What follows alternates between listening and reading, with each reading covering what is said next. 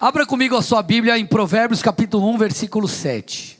Nós estamos nessa jornada, neste mês, aprendendo com o livro de Provérbios, é um livro de sabedoria, e esse texto é muito interessante porque ele fala sobre a base de toda sabedoria. Então diz assim o texto: o temor do Senhor é o princípio do saber. Qual que é o fundamento da sabedoria, gente? O temor do Senhor. Qual que é o fundamento de uma vida plena? Temer a Deus, caminhar com Deus. Gente, essa época do ano, nós temos o hábito de fazer muitos planos, não é verdade? Você olha e fala, puxa, ainda há um ano todo pela frente, e você começa a estabelecer projetos. Talvez você sentou com a sua esposa e falou assim, meu amor. Talvez você sentou com o teu marido e falou, meu bem, vamos fazer uma viagem esse ano. Olha que coisa boa, cutuca o patrão aí, fala, ó, esse ano é o ano, fazer aquela viagem bacana, pegar aquele resort, all inclusive, olha que coisa boa. Você não, é só se acordar e tomar café, aí você só para gastar a louça do hotel, você 10 pratos. Vai tomar café, cada café é uma xícara. Eu vou gastar a louça. Você faz planos, vamos fazer uma viagem. Talvez você faz um plano para mudar a sua saúde, para você ficar, emagrecer, ficar bonitão, operação verão 27, 28, 29.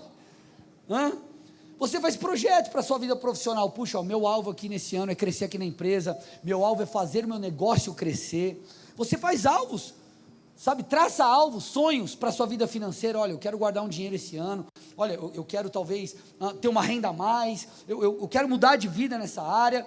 Quem sabe você sentou, traçou realmente um plano, colocou ali metas, alvos, construiu um caminho. Talvez você falou assim, esse ano vai ser produtivo, aí você botou lá o teu despertador cedo, despertador para cada coisa no seu dia, Olha, você definiu os cursos que você vai fazer, os livros que você vai ler, a hora que você vai acordar, vai dormir, enfim, você falou, cara, esse ano eu vou fazer acontecer, vai dar tudo certo, vai ser uma bênção. E gente, projetar é bom, amém? Fazer planos é bom, na verdade é essencial para que você não fique estagnado. Mas deixa eu fazer uma pergunta para você. Talvez você tenha projetado para muitas coisas, e tenha aí dado um passo após outro, procurado dar um passo de cada vez para você chegar lá, mas e quanto à sua vida espiritual? Você tem um plano para ela? Você tem um plano para a sua vida espiritual? Você tem um alvo para a sua vida espiritual? Você anseia por coisas novas espiritualmente falando? Você deseja talvez o Senhor transformar aquela área específica da sua vida? Será que você deseja ter um pouco mais o fruto do Espírito? Ou será que a vida espiritual é apenas um pedacinho da sua agenda e algo que você coloca força e energia, caso dê certo e caso você tenha tempo? Você e eu, será que nós temos um plano para a nossa vida espiritual? Então hoje eu quero ser prático e nós vamos conversar sobre 4 compromissos que nós precisamos fazer para que vivamos uma vida espiritual diferente nesse ano, amém? Partindo desse pressuposto, do temor do Senhor, porque a gente está falando de provérbios. Mas antes da gente ir para cada um desses passos, a gente precisa estabelecer algumas bases, e essas bases, elas serão estabelecidas a partir de 3 perguntas que nós iremos responder, tudo bem?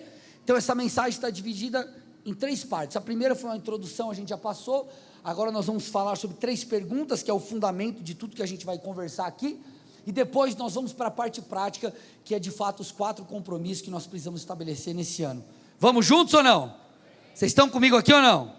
Então vamos embora. Pergunta número 1: que lugar a vida espiritual realmente ocupa em nossas vidas? Que lugar de verdade, gente, sem rodeio e sem ficar colocando palavras bonitas ou ficar floreando o que não é real. Que lugar Deus ocupa na nossa vida mesmo? Quer ver um exemplo? Será que quando você acorda, você tem o desejo de ler a sua Bíblia? Ou de noite, não importa o horário do dia? Será que você tem um anseio de estar aqui? Pastor, eu quero estar aqui na igreja, eu quero congregar. Você tem realmente o desejo de orar? Será que o teu coração, ele anseia pelas coisas espirituais? Porque quando o escritor de Provérbios fala sobre o temor do Senhor como princípio da sabedoria, ele não está falando única e exclusivamente ou apenas de um medo de Deus. Ele está falando, meus irmãos, do lugar que Deus ocupa. E a grande verdade é, se nós não temos um plano, não temos desejo, não temos anseio pelas coisas espirituais, é porque talvez elas perderam um sentido para nós. E isso precisa mudar, porque se a gente quer viver espiritualmente algo diferente, Deus tem que vir primeiro. Deixa eu te explicar aqui. Nós só fazemos planos para aquilo que é importante para a gente, sim ou não? Eu comentei de manhã, eu lembro, o ano era 2012, 13, mais ou menos essa época, uma época que eu tinha cabelo, agora de novo, vocês viram que está crescendo? Passei pomada de manhã e de noite, olha que bênção. Eu lembro que apareceu um pacotão de viagens, uma viagem internacional, e a pastora corremos comprar. Só tinha um pequeno detalhe, a gente não tinha sequer passaporte, sem falar de visto, sequer passaporte nós tínhamos. E aí aconteceu até uma fatídica coisa, que eu cheguei na Polícia Federal para tirar o passaporte, lá na linha verde, no Santa Cândida, anos atrás era ali. Cheguei ali e estava esperando, aguardando, e era aquela época que estava bombando, todo mundo fazendo passaporte. Se você perdesse o dia, irmão, você ia fazer meses depois. Eu tinha que resolver isso logo. Cheguei lá, tinha tipo um banner assim, não é um banner mesmo, né? Banner digital, banners.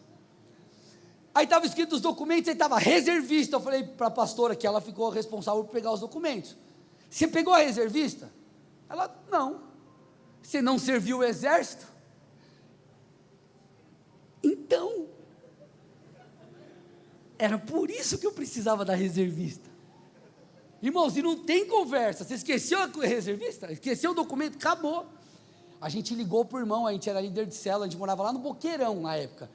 E eu lembro que era tarde assim, então tinha toda aquela coisa do trânsito, linha verde. Ligamos para o irmão trabalhava acho que de motoboy na época. Fizemos um corre com uma outra amiga, e a amiga nossa sabia entrar em casa, mexer na janela. Ela entrou no condomínio, mexeu a janela, pulou para dentro de casa, pegou o documento, deu para o irmão, subiu na moto e trouxe para a gente.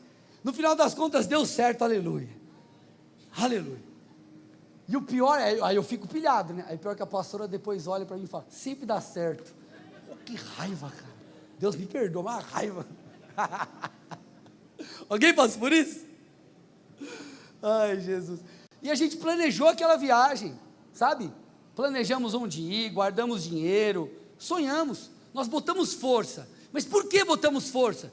Porque era importante. Ei, se você não tem colocado força na sua vida espiritual, se você não deseja orar, não deseja estar aqui, não deseja buscar, teu coração não queima, alguma coisa está fora de lugar.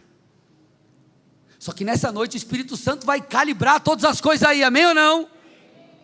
Ele vai calibrar todas as coisas, porque o princípio da sabedoria é o temor a Deus. Então, será que nós temos um sonho, né, ou desejos, ou anseios espirituais? Esses dias eu vi uma notícia, e eu fiquei espantado, põe para mim aí, uma reportagem de um camarada que ele andou 100 quilômetros a pé para ir no culto. E às vezes, irmãos, nós moramos a 5, 10 minutos da igreja, a gente não vem. Não é verdade? 100 quilômetros a pé para ir no culto. A pergunta que a gente precisa fazer é, o que moveu esse camarada a fazer isso? Amor, paixão. Não era medo. Medo é quando tua mulher olha para você daquele jeito que ela não precisa nem falar nada. Só olha assim, você fala, rapaz, tá bom, já entendi. Aqui é paixão, é amor, é desejo, é vontade, querer estar com Deus. Deus é uma prioridade. A grande verdade, meus irmãos, posso falar com carinho, mas tirando as palavras bonitas e os filtros, posso falar ou não? A grande verdade é, se nós quiséssemos, nós oraríamos mais. Se nós quiséssemos, nós leríamos a Bíblia. Se nós quiséssemos, nós estaríamos no GP, congregando, e o que quer que seja. O ponto é, nós precisamos permitir que o Espírito Santo gere em nós essa sede, essa vontade, esse desejo. Vamos lá, os maridos, ou a esposa, não importa, o casamento. Eu digo mais o marido porque a mulher, ela tem normalmente ela é um pouco mais inclinada para as emoções, né? Mas, imagina se teu marido chegasse para você e escrevesse um bilhete para você, no dia dos namorados ou no aniversário de casamento: meu amor, aí desse uma flor, aí ele escrevesse assim: eu estou te dando essa flor, apenas porque Deus mandou eu te amar. Eu sei que este é um mandamento bíblico, então eu estou aqui comprando esse presente para você, sem mais, parabéns. Sem mais, ponto. Vai dar ruim, sim ou não? Por quê? Porque você está fazendo, sem querer fazer. E às vezes espiritualmente é assim. Claro que, irmão, sem romantizar a vida espiritual, vai ter momentos que você vai orar e você não quer orar, e está tudo bem, faz parte. Agora, se o meu coração, ele nunca deseja, ele dificilmente deseja as coisas espirituais, alguma coisa está errada. Vai ser como esse relato, esse paralelo do casamento. Então, Deus não quer apenas que você o busque de maneira constante, Ele quer que você queira buscá-lo. Ele não quer que você persevere apenas porque, meu Deus, se eu não perseverar, eu vou para o inferno. Não, eu persevero porque eu te amo, Deus, e porque eu quero ser alguém mais espiritual. Então a grande verdade, meus irmãos, é que a gente precisa sair do raso. Paulo exorta os coríntios, ele fala assim, 1 Coríntios 3:1, eu porém, irmãos, não pude falar a vocês como pessoas espirituais, mas como a carnais, como crianças em Cristo. Ele não está falando de carnalidade, necessariamente no sentido pecaminoso, mas é muito raso, não dá para debater coisas mais profundas. E talvez por quê? Porque o nosso coração não está inclinado para as coisas espirituais. Então a grande verdade é, o temor do Senhor, ele passa pelo seguinte pressuposto: nós temos reverência por Deus, nós precisamos ter reverência por Deus, uma profunda reverência. É isso que o livro de Provérbios está ensinando a mim e a você. Isso se resulta com Deus se tornando prioridade, Ele se torna o primeiro. Então, primeira pergunta que nós estamos respondendo, põe para mim aí, que lugar, põe aí, primeira pergunta para mim, que lugar a vida espiritual, de fato realmente ocupa nas nossas vidas? Ela tem que ocupar um lugar de prioridade, amém ou não? E a gente vai entender isso com alguns compromissos, mas essa é a primeira pergunta. Segunda pergunta: pastor, por que eu preciso fazer um plano para a minha vida espiritual? Por que eu preciso ter esse desejo? Por que eu vou ter que entender daqui a pouco os compromissos que eu tenho que estabelecer? Provérbios 4:26 diz: faça plana a vereda de seus pés, para que todos os seus caminhos sejam retos. Faça planas veredas, para que os caminhos sejam retos, para que a gente chegue lá. Sabe o que eu estou tentando te dizer? O crescimento espiritual não acontece por acaso. Por acaso. Ele não simplesmente, uau, aconteceu. Está aqui o pastor André, é personal trainer, está lá, eu contrato o pastor André, vou lá numa loja de suplemento e compro lá whey protein, creatina, outras coisitas mais não, tá? Aí você vai lá, compra um tênis novo, a roupa nova, assiste um monte de vídeo no YouTube de como fazer o exercício certo, pastor Andy está lá, te manda um monte de direção, aí chega lá no dia, você não vai treinar, depois você não treina de novo, nunca treina, irmão, o vídeo não vai fazer com que seu corpo fique forte, da mesma forma que a Bíblia embaixo do braço, você não vai aprender por osmose subacal, vai transferir as palavras, não existe isso, irmão, ninguém cresce por acaso, nós precisamos de dedicação, disciplina e esforço. Então se você realmente quer viver algo diferente na sua vida espiritual em 2026, Você tem que se comprometer com Deus. Você tem que se comprometer em dar passos diferentes nesse ano. Porque é óbvio que tudo é por graça, é a graça de Deus. Mas a graça não anula a cooperação e a responsabilidade humana. O que a Bíblia diz em João 15,5? Quem permanece em mim, olha lá, e eu nele, esse dá muito fruto. Então nós precisamos permanecer em Deus.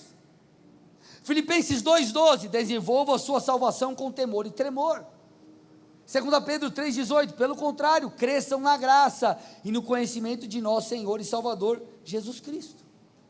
Então sabe o que você vai ter que fazer? Ler sem vontade. Estou cansado, você vai para o culto. Estou cansado, você vai para a escola bíblica. Estou cansado, você vai ler a Bíblia. Eu não estou afim, não importa, você vai fazer. Porque você tem um compromisso com Deus. Porque para crescer exige intencionalidade. Meus irmãos, ninguém cresce por acidente. Nós só crescemos se nós nos expusermos constantemente a coisas que vão nos fazer crescer espiritualmente, e a gente vai falar desses compromissos daqui a pouco. Tudo bem? Então você não vai aprender sem fazer nada. Você tem que se mexer, você tem que tomar uma posição. Por isso é importante. Amém? Glória a Deus. Terceira pergunta: qual é o principal objetivo de um plano espiritual?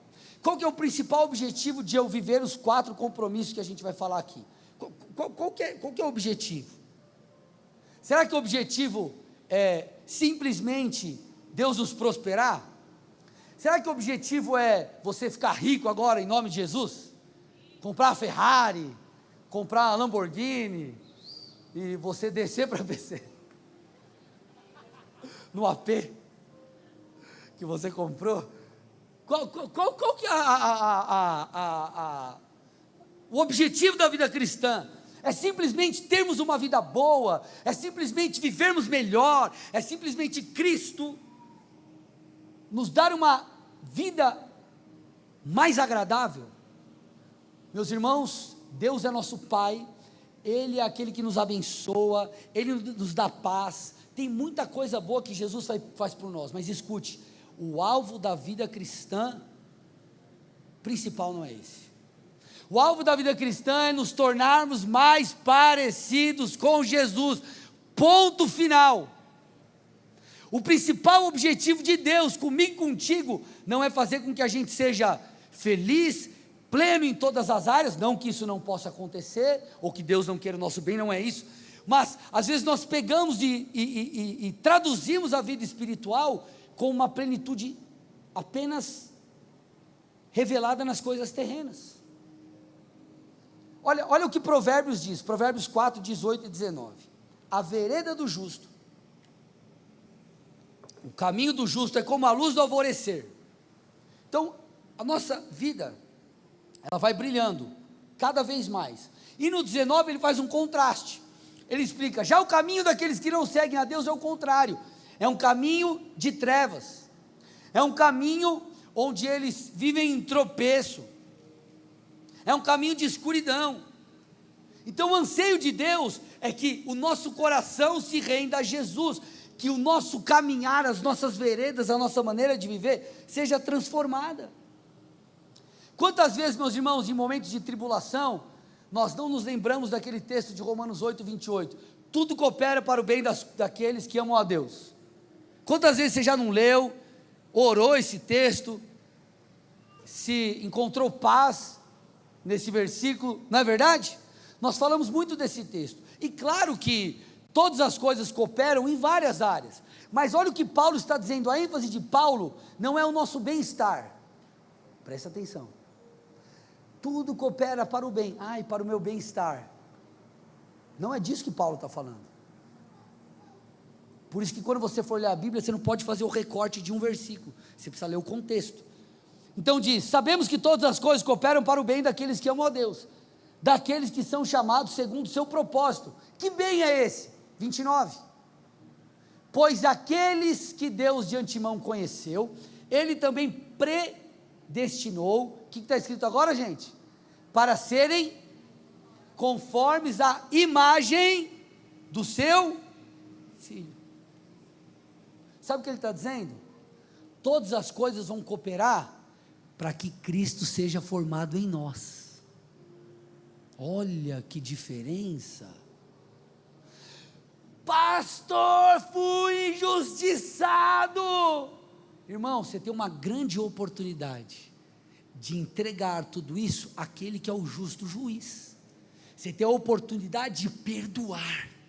Pastor, sofri, eu para não falar que eu comi o pão que o diabo amassou, eu comi o pão que a vida triturou e me deu.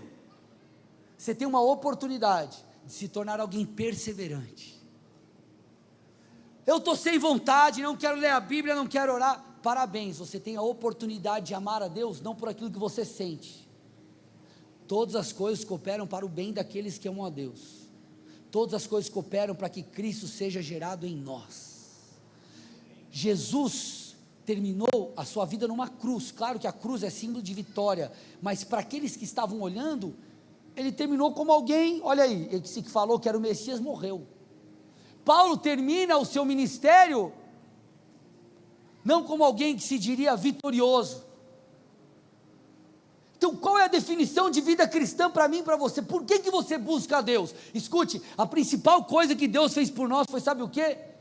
Nos perdoar pelos nossos pecados, dos nossos pecados, irmãos. O maior presente que nós recebemos foi a oportunidade de agora ter conexão com Deus.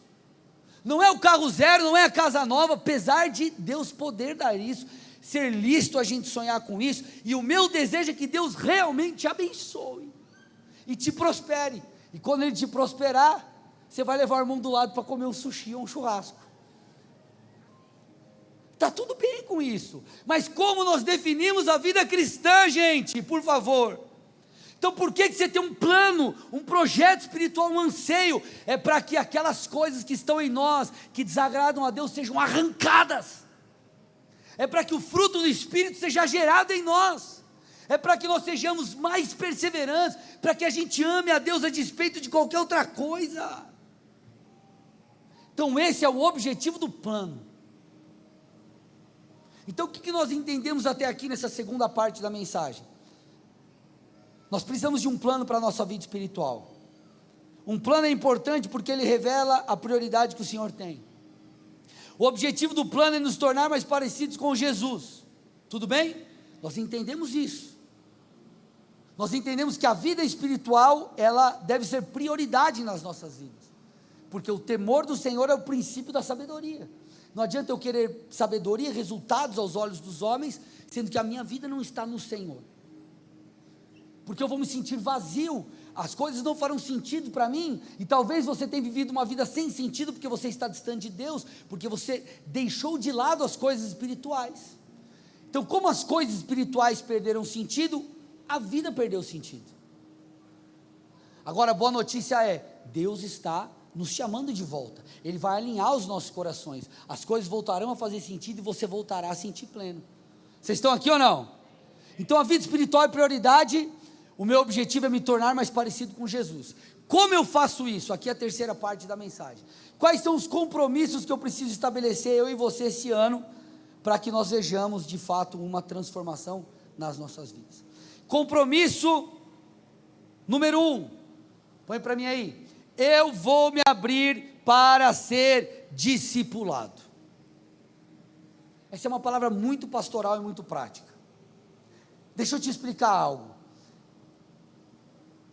Existem coisas que Deus vai fazer em mim, não é no meu momento de leitura bíblica, não é no meu momento de oração, é quando eu estiver com você.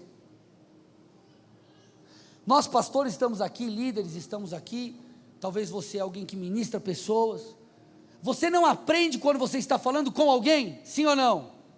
Às vezes você está encorajando o irmão a vencer um desafio que talvez você está passando igual. Então escute, tem coisas que Deus vai te dar através de alguém. Deus vai te dar através de outra pessoa. Eu já estive em rodas de conversa com pastores, amigos, enfim, e a pessoa trouxe uma perspectiva da liderança, do pastorado, perspectiva bíblica, e eu falei, rapaz, como que eu nunca enxerguei isso? Sabe por que eu não enxerguei? Porque talvez não era para eu ter enxergado. Deus deu para ele aquela revelação, E quando nós compartilhamos uns com os outros, nós crescemos. Jesus não chamou apenas ouvintes, Jesus chamou seguidores. Por mais que Jesus tenha feito poderosos sermões e contado parábolas incríveis, ele era mais do que alguém que ensinava, ele caminhava com as pessoas para que através disso elas sejam transformadas, ou fossem transformadas. Sabe qual é o problema, irmãos? Nós reduzimos o discipulado a uma troca de informações. E quando nós temos isso na cabeça, você substitui o culto presencial por ouvir a palavra depois na sua casa. Claro, talvez você não conseguiu estar aqui, e essa ferramenta está aí, para falar com os nossos irmãos, inclusive, que estão nos assistindo agora. Mas uma coisa não pode substituir a outra, é uma ferramenta de apoio. E aí nós reduzimos, nós chamamos um podcast de discipulado. Nós chamamos algo assim, ou colocamos um status, ou damos um peso para algo, que na verdade não é o seu fim. Porque escute, quando nós olhamos para a palavra, Deus não apenas quis, na grande comissão, que nós compartilhássemos o que agrada a Deus. Como assim, pastor? Não estou entendendo. Põe para mim Mateus 28, 19 e 20, olha lá, vocês conhecem esse texto. Vão e façam discípulos de todas as nações, batizando em nome do Pai, do Filho e do Espírito Santo. Olha o que diz agora: ensinando a guardar todas as coisas que eu tenho ensinado a vocês. Presta atenção, ele não disse ensinando-os aquilo que eu tenho ordenado a vocês, ele diz ensinando-os a guardar, ensinando a obediência. O que o Senhor está dizendo é: ei, quando vocês forem fazer discípulos, vocês não vão apenas compartilhar informações ou mostrar a minha vontade, vocês vão ensinar as pessoas a obedecer, e isso é diferente. Sabe como eu aprendo a obedecer? Quando talvez eu vou na sua casa e eu vejo você tratando bem os seus filhos, eu vou olhar e vou falar: cara, eu sei que a Bíblia me manda tratar os meus filhos de tal forma, mas eu não tenho agido assim, mas quando eu estou com você, eu aprendo. Vocês estão aqui? É quando você está num GP e o irmão compartilha um testemunho de algo que Deus fez. É quando você está no culto e você olha para o irmão do lado e você fala: cara, eu conheço essa pessoa, ele está mal, ele está passando por N coisas, mas ele está com a sua mão erguida, quebrantado na presença do Senhor. Você aprende vendo os outros fazer, ensinando a obedecer. Escute, não basta você fazer um curso, não basta você ler a Bíblia, não basta você assistir 500 podcasts, não basta, você precisa andar com alguém, você precisa caminhar com pessoas. Eu sei que talvez você é quietinho e quietinho, Deus está vendo aqueles irmãos que procuram uma cadeira, que tem umas 5 para cada lado, que não tem ninguém sentado, você sentar, eu sei, e está tudo bem, é a sua personalidade, mas você tem que se esforçar. Olha para alguém perto de você, vê se essa pessoa não é uma gente boa. Olha aí, ó. Olha aí, ó. Pode cooperar com você. Então, escute, Jesus não formou alunos teóricos, ele formou seguidores. Você lembra quando você começou a dirigir? Quando alguém te explicou como dirigir, não parecia que era mais fácil? Quem já fez barbeiragem quando começou a dirigir?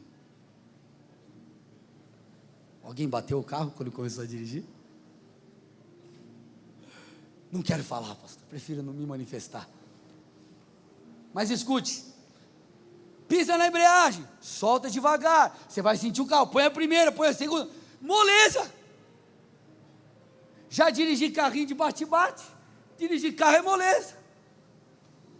Você pegou o carro, irmão, deu ruim, você demorou. Talvez você teve até que fazer aquelas autoescolas para perder o medo. Depois, enfim. Por quê? Porque você vai aprender dirigindo. Lembra quando você casou e na casa de mamãe, você não fazia comida? Aí você viu a receitinha na internet, 3 colheres disso, 4 daquilo, uma pitada de sal. Aí foi comer, assim, rapaz, que trem salgado. O arroz ficou tipo unidos venceremos. O macarrão saiu em bloco. Um monte de tomate com a cor de água de salsicha. Mas tudo bem, um dia você aprendeu. Escute, o púlpito, ele é parte do discipulado, mas isso não vai eximir eu e você de estar com os irmãos. E posso te falar uma coisa? Valorize o lugar que Deus te colocou, valorize a igreja que Deus te plantou, valorize o líder que Deus colocou para cuidar de você, valorize os irmãos que estão com você no GP. Pastor, mas eu tenho uns irmãos lá no GP, que misericórdia. Deixa eu te fazer uma pergunta, e se eles pensam a mesma coisa de você?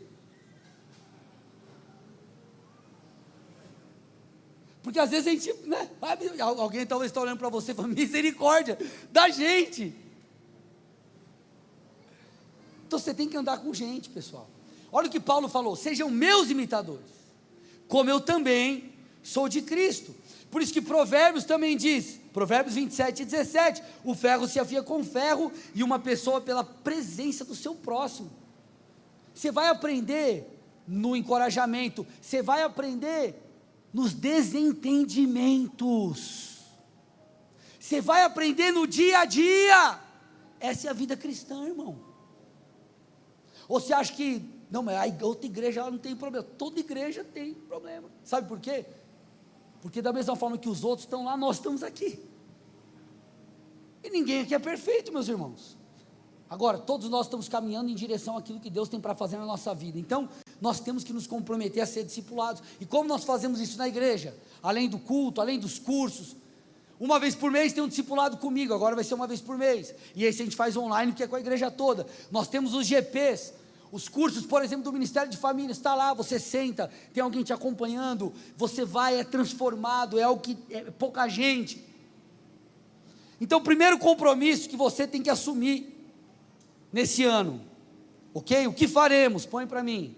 Eu vou me abrir para ser discipulado.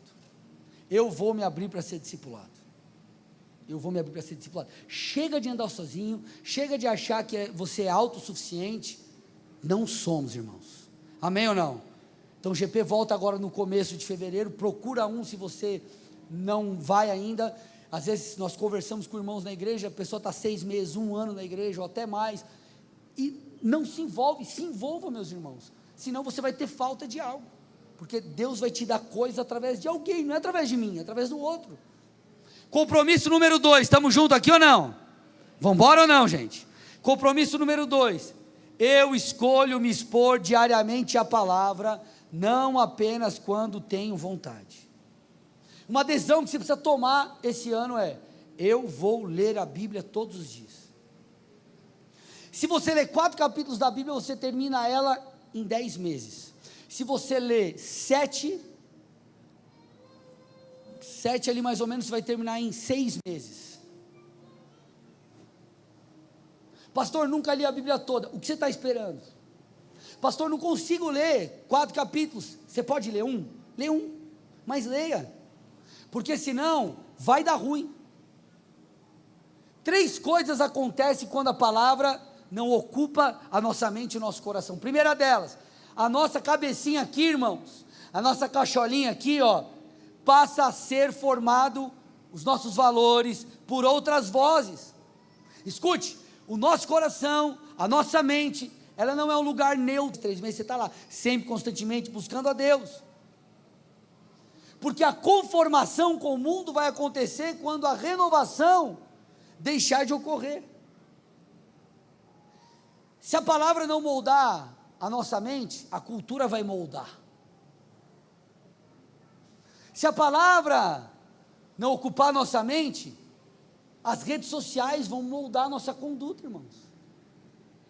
As emoções vão governar o nosso coração. Você vai relativizar pecados. todo o processo de transformação, ele começa com a mudança de entendimento. Fez acontecer, o pessoal se abriu. Não, peraí, dá certo, então não é impossível, eu vou me esforçar mais, eu vou me dedicar mais. O que eu estou tentando te dizer? A libertação, a mudança, ela começa com a renovação da mente. Talvez você olhe para a sua vida e fale, não é possível mudar isso, não é possível viver uma nova história, não é possível ser transformado nessa área, não é possível viver uma restauração acolá. E quando você lê a palavra, a Bíblia diz que é possível, você então é despertado para algo novo. Amém ou não? Então a transformação começa com a mudança de mente. Segunda coisa que acontece quando a palavra não ocupa espaço no nosso coração e na nossa mente: a fé se torna uma fé instável e emocional. Você já viu crente de lua? Você conhece crente de lua? Se está de um jeito as coisas, ele age assim. Se está do outro jeito, ele age de outro jeito. É o crente que oscila com o humor. Se eu estou animado, se eu estou desanimado, A vida espiritual depende do ambiente, depende da estética, depende de todas as coisas. Agora, quando a palavra ocupa espaço no nosso coração, nós passamos a viver firmado na rocha que é Cristo. Nós não dependemos de emoção, mas nós vivemos por fé e pela certeza. Deixa eu te falar uma coisa, experimente ler a Bíblia todos os dias. Se você se abrir e deixar Deus realmente mexer com você e corresponder, eu duvido que você não muda. Eu duvido que você não muda. Porque a palavra de Deus, ela é viva. Essa inconstância que você tem, o Espírito Santo vai colocar no lugar. Deus vai começar a mudar a sua maneira de pensar, de agir, de viver, de ver as coisas. Porque se nós não lemos a palavra, uma terceira coisa acontece: o pecado ganha espaço. Veja bem, não é bem assim, talvez não seja dessa forma, talvez a Bíblia tenha que ser atualizada, relativizada, mas não é tanto assim, assado. Olha o que o salmista disse: guardo a tua palavra no meu coração, para não pecar contra ti. Escute, deixa eu te falar uma coisa, se você ler a palavra, e você querer pecar, você vai ser atormentado pelo Espírito Santo. Nossa, pastor, o Espírito Santo atormenta? Nesse sentido, sim. Vai ficar buzinando a cabeça. Aí talvez você fale assim, quer saber, eu não vou mais pecar, não sei nem mais voltar para o mundo, eu vou ficar com Jesus mesmo. Quer mudar de vida? Leia a Bíblia, irmão, e obedeça. Porque se nós não guardamos a palavra, se nós não temos contato com a palavra, as tentações ficam mais fortes, as justificativas se multiplicam, a consciência é cauterizada e nós nos acostumamos com o pecado. E sabe o que acontece também? A nossa identidade quando nós temos contato com a palavra, a nossa identidade é formada em Cristo. Ela é formada em Cristo. Quando você peca, aí você vai se lembrar, a Bíblia diz que eu sou, o povo de Deus é nação santa, povo de propriedade exclusiva de Deus. Aí você diz assim, peraí, isso que Deus me fez, quem Deus me fez ser em Cristo, não está adequado com o meu comportamento, então o que eu vou fazer? Eu vou me arrepender, porque você entendeu quem você é. Eu já tive momentos de eu chegar com meu filho e falar, filho, se agiu dessa forma, você não é assim. E quantas vezes você não precisou corrigir teu filho, tua filha, relembrando, ei filho, você agiu assim, filha, você agiu assado, mas você não é assim, você teve uma atitude errada, e você traz de volta ele ou ela para o prumo, para quem de fato ele é, sim ou não? Não é verdade? É a mesma coisa, Deus, quando nós lemos a palavra, imputa a identidade que Cristo nos deu. Nós passamos a entender quem somos, nós entendemos quem Deus é, e tudo muda. Então, meu irmão, o que você vai fazer de compromisso esse ano você vai ler a Bíblia todos os dias. Você vai ler a Bíblia todos os dias. Eu não tenho tempo. Tem. Eu te provo, pega teu celular, vê quanto tempo você gasta no celular, eu te garanto que no mínimo em rede social, 15 minutos você gasta. Por que eu falo 15 minutos? 15 minutos, 20 minutos, você lê 4 capítulos da Bíblia por dia. Vocês estão aqui ou não? Então põe para mim aí o compromisso. Eu vou ler a Bíblia todos os dias. Se você quer espiritualmente crescer, você vai ter que assumir esse compromisso. Nós temos que assumir esse compromisso. Terceiro compromisso: eu vou tratar o culto como formação espiritual e não como opção de agenda. Gente, eu preciso que você me escute aqui. Eu quero trazer uma perspectiva muito legal, inclusive de homens de Deus lá do passado. A gente vai falar de Agostinho, e a gente vai falar de coisas muito legais. Mas deixa eu te trazer primeiro uma perspectiva. 2026 terá 52 domingos. A partir de agora, 50. Estamos no segundo domingo. Eu quero que você imagine, se durante 52 domingos, você está presente no culto, de coração aberto, o que Deus não pode fazer na sua vida, o que Deus não pode fazer no seu coração, porque nós precisamos tratar o culto primeiramente como lugar de adoração. Eu venho aqui para entregar, me doar, entregar adoração, entregar devoção a Deus, adorá-lo, mas nós também estamos aqui para sermos formados espiritualmente, pela mensagem, pela comunhão, pela convivência. E deixa eu te explicar uma coisa, presta atenção agora aqui, na Bíblia e na história da igreja, o culto nunca foi tratado como algo periférico, acessório na vida do povo de Deus. O culto sempre foi visto e entendido como um fator de prioridade na vida do cristão. Na vida do cristão.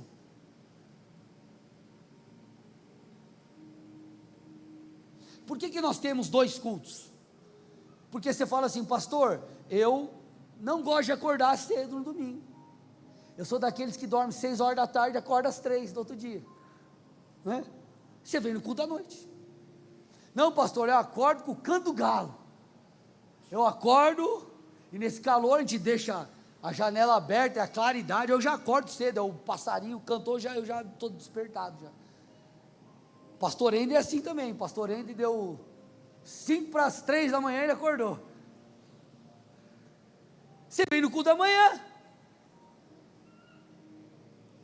Agora, mas pastor, me chamaram para tomar um café da manhã na casa da minha avó. Que hora é o café da manhã? 8 horas da manhã. Eu não consegui ir para a igreja, porque você foi no café da manhã 8 horas. Por que você não vem de noite? O que eu estou só tentando te dizer é, com esse dinamismo que a gente tem hoje, com a facilidade, com a praticidade, internet e tantas outras coisas, nós traduzimos o culto em informação, e não formação, e não adoração, e não comunhão. Todo mundo aqui, ou pelo menos a maioria, sabe que Calvino, talvez você não conheça muitas coisas sobre Calvino, mas João Calvino foi um grande homem de Deus, não é verdade? João Calvino, olha o que Calvino afirma. Deus, põe aí para mim, Deus nos chama à comunhão consigo por meios externos.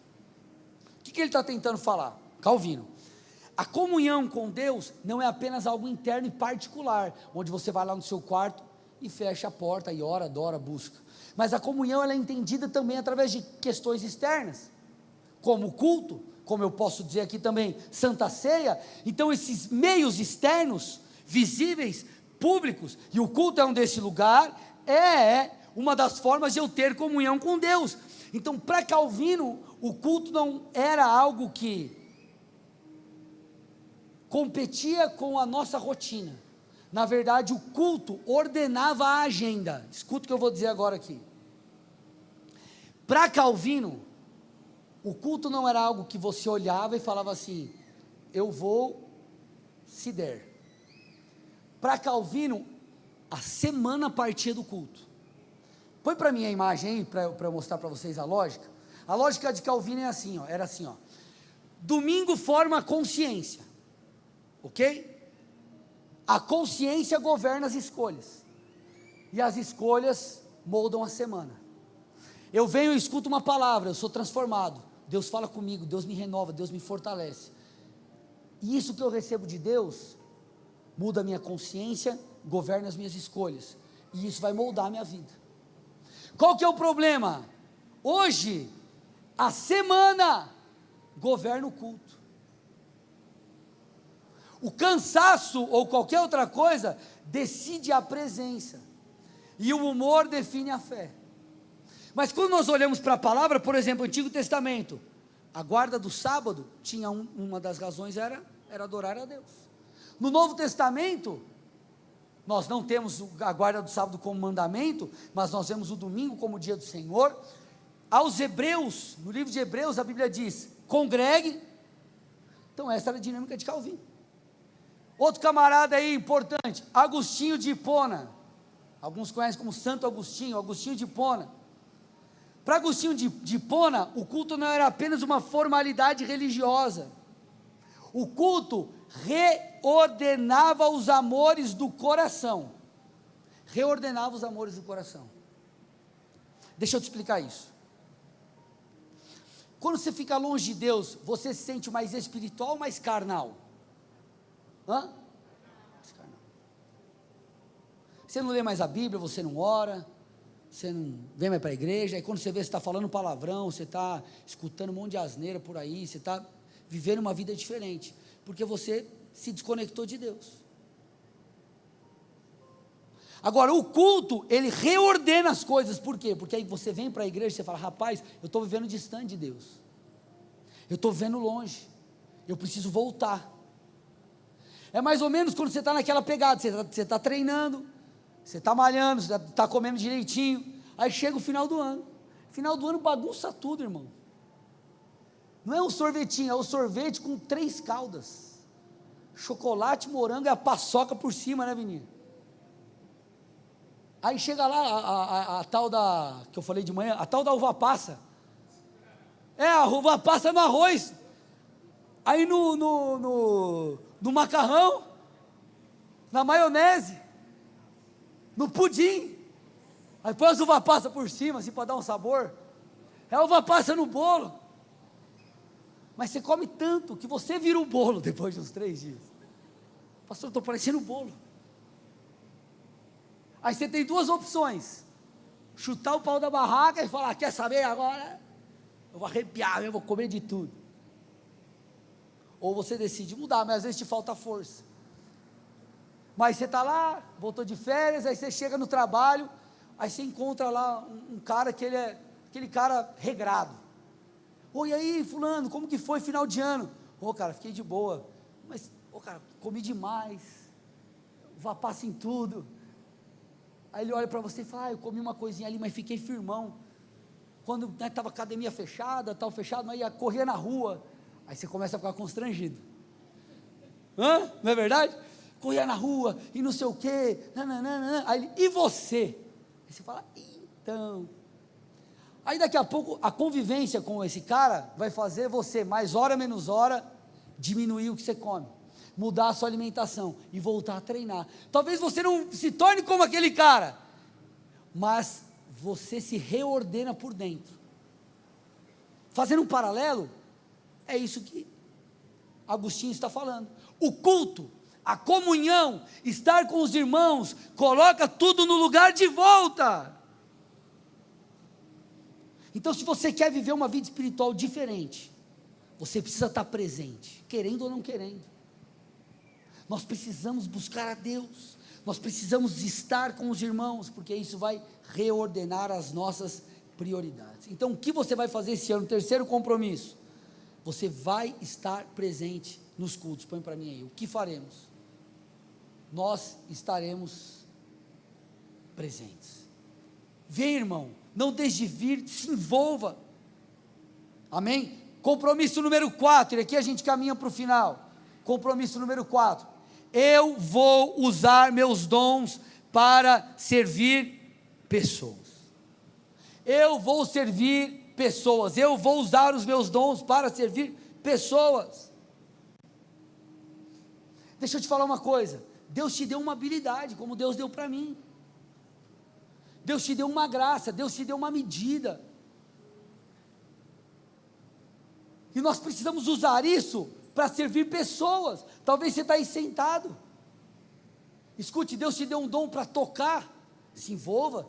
Deus te deu o dom para mexer numa mesa de som, se envolva. Deus te deu o dom para alguma coisa, se envolva, Pastor, não sei fazer muitas coisas técnicas não, mas tenho disposição. Se envolva.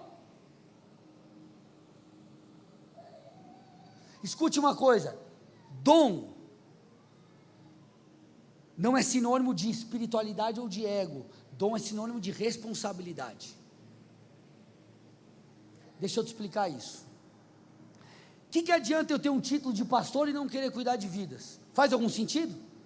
Eu sou médico, você atende alguém não? O teu, aspas, título, encargo, ele mostra uma responsabilidade. Pastor, eu tenho um chamado de Deus. Deus falou que um dia eu vou ser pastor.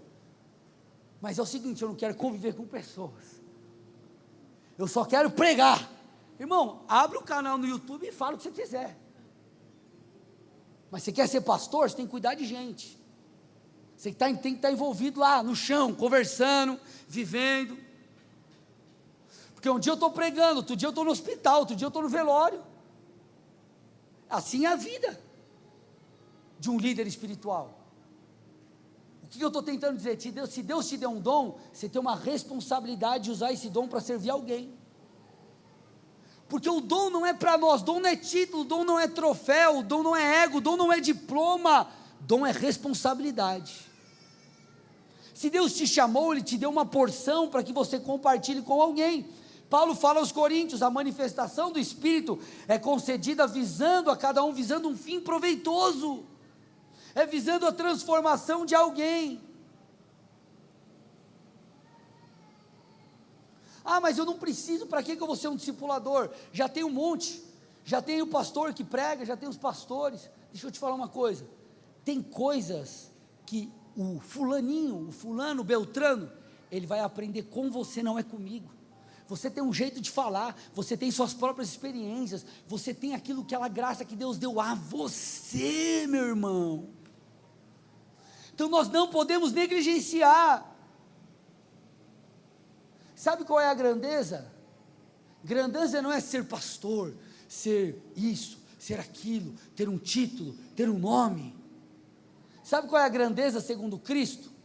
Se tornar um servo. Jesus redefiniu grandeza, olha o texto aí de Marcos 10, 43, quem quiser se tornar grande, se coloque a serviço dos outros, quer ser grande, sirva.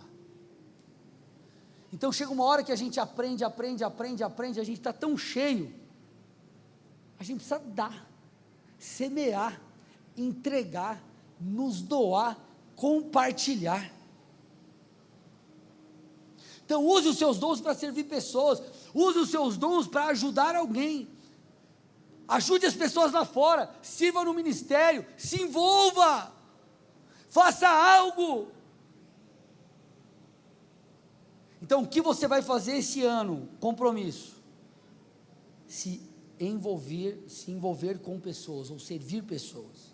O que faremos? Eu vou me envolver, amém?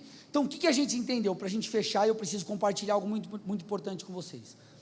O que a gente aprendeu aqui? A vida espiritual, ela vem em primeiro lugar. O temor do Senhor é o princípio da sabedoria. O temor do Senhor dita o tom, dita o trilho. Ok? Dita o tom, dita o trilho. Isso como consequência, para que eu cresça, porque Deus quer que eu cresça. O crescimento espiritual não simplesmente acontece. Eu preciso estabelecer alguns compromissos, nós vimos 4. Primeiro deles, eu vou me abrir para ser discipulado. Segundo, eu vou ler a Bíblia todos os dias. Terceiro, eu vou estar nos cultos sem falta. Quarto, eu vou servir pessoas. Agora deixa eu te explicar uma coisa, preste atenção aqui. Sabe o que é isso? Um ecossistema de transformação. Deixa eu te falar uma coisa. Sabe o que vai te fazer crescer espiritualmente?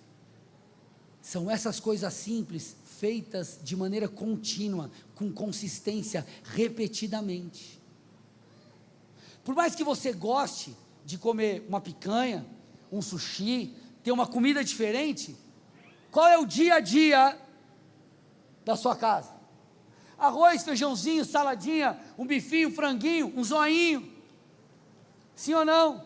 Está lá o dia a dia, e é isso que te dá força para trabalhar, é isso que faz você viver, Deixa eu te falar uma coisa, sabe qual é o problema de pessoas quando se distanciam de Deus e se desviam? Eu te garanto, irmão, eu te garanto, o camarada que se desviou, em algum desses pontos ele falhou. Talvez ele estava orando e lendo a Bíblia, mas ele faltava estar com alguém, confessar algo para alguém, se expor a alguém. Talvez ele estava aqui no culto, mas ele não adorava, não orava, não buscava, não lia a Bíblia.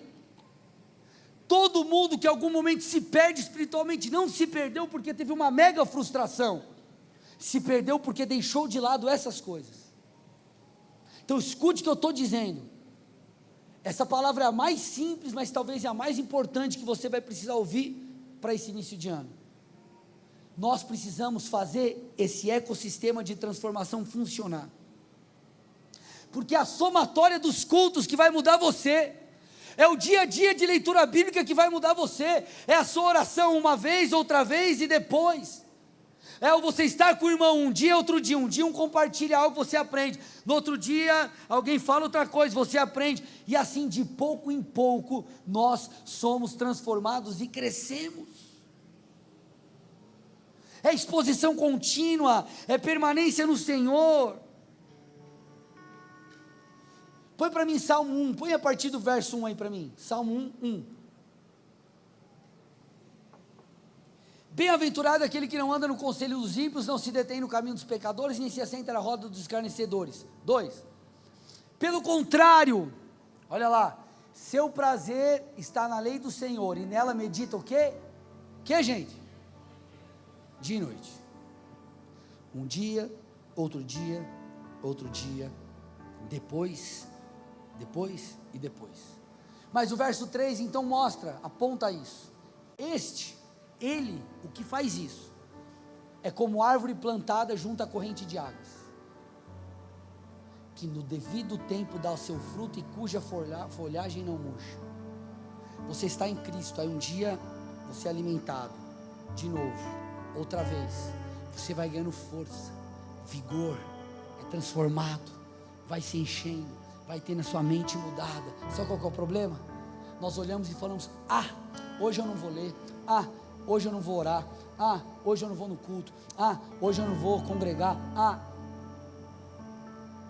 e daqui a pouco você esfriou, daqui a pouco você parou, daqui a pouco você está na mesma. Deus está nos chamando para uma vida onde o dia a dia, como Deus nos transforma. Não adianta você chegar lá na academia e fazer um treino de 15 horas, você não vai sair de lá bombado, o máximo que você vai sair é estufadinho, não é verdade, gente? Estufadinho, você não vai sair monstro. Agora, se você acordar naquele dia de frio que você não está com vontade, você for treinar, no outro dia que você não estava muito afim, mas você foi, no outro dia que você estava animado e foi, constantemente, independentemente da circunstância, vai acontecer alguma coisa. Põe a imagem para mim, põe a última imagem para mim. Se você quer galgar esses degraus de transformação espiritual, seja discipulado. Vou falar uma coisa com muito carinho, muito amor, que serve para todos nós. Se nós realmente achamos que nós não precisamos de alguém, nós somos muito orgulhosos.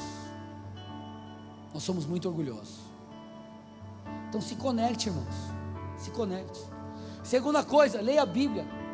Pastor, eu estou meio desanimado, eu quero fazer agora. Vai lá, compra aquela Bíblia bonita. Não sei o que você vai fazer, mas começa. Leia a Bíblia, dia após dia, dia após dia, dia após dia. Participe dos cultos. Sirva as pessoas. Talvez você está se sentindo aí desanimado, desanimada, talvez sentindo a vida meio, perdeu o sentido. Quando você vê Deus te usando para abençoar alguém, irmãos, como isso é maravilhoso. Então deixa eu te falar, eu duvido, se você fizer isso de coração, deixando Deus te transformar no processo, andando em arrependimento, eu duvido que você não chega no final do ano diferente. Eu duvido. Porque escute, deixa eu te falar uma coisa, é o dia a dia com Deus que vai te mudar. Então, sabe o que eu quero nessa noite te falar? Você precisa ter um compromisso espiritual. Eu termino com aquilo que eu falei no início. Talvez você fez planos para muitas coisas, está engajado com muitas coisas, e com a tua vida espiritual.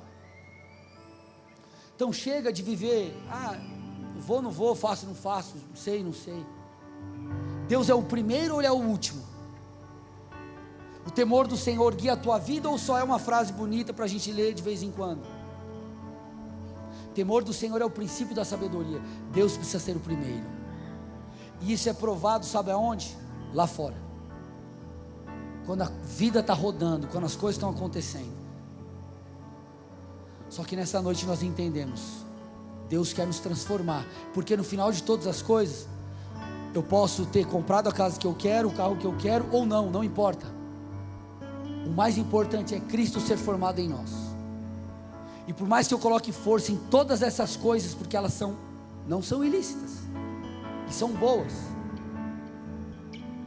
eu não posso deixar de colocar força naquilo que é o principal, me tornar alguém mais parecido com Jesus. Essa deve ser a sua maior ênfase, porque nós somos o povo de Deus, gente. Ele vem buscar uma igreja sem ruga, sem mancha, sem mácula, uma igreja transformada. Então eu quero realmente que você leve a sério a sua vida espiritual, não só nesse ano, mas para toda a sua vida. Mas comece tomando uma postura diferente. E eu já te adianto, o dia mal vai bater, e a pergunta é, o que você vai fazer quando ele chegar? O desânimo vai em algum momento tentar capturar o seu coração. Deixa eu te falar uma coisa, eu termino com isso, prometo. Quando eu olho para a minha vida espiritual, eu já vi pessoas com muito potencial,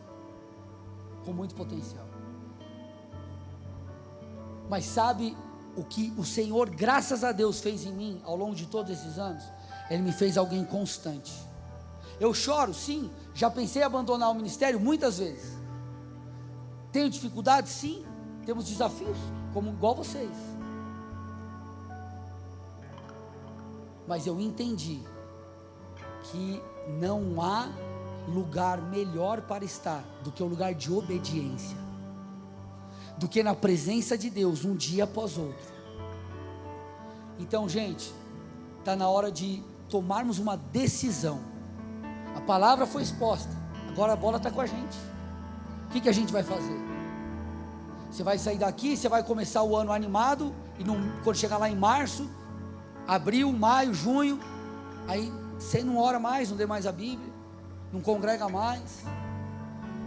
Ou será que a gente vai olhar e vai falar, Deus, eu vou te colocar como primeiro, o Senhor vai ser o primeiro?